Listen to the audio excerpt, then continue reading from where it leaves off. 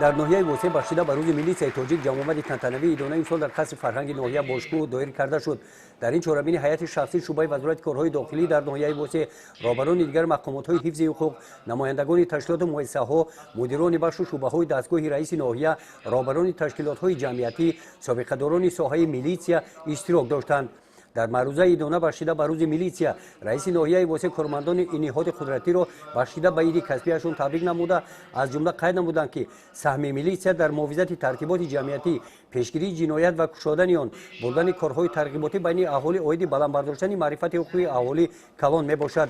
سپس در معروضه سردار شعبه وزارت کارهای داخلی در ناحیه وسه تاکید کرده شد که میلیسیا برای نگاه داشتن حیات تنج و آسایشته ساکنان همیشه در خدمت مردم قرار دارد. قید کرده شد که کارمندان شعبه وزارت کارهای داخلی در ناحیه وسه وظیفه خود را صافدلانه اجرا نموده نه تنها در سمت نگاهداری ترتیبات جمعیتی، همچنین طبق نقشه چهاربینی ها مقصد دارند که در سمت به اعتدال در آوردن وضع حالت سنتری گیگینی مرکز ناحیه سهم ارزنده خود را گذارند.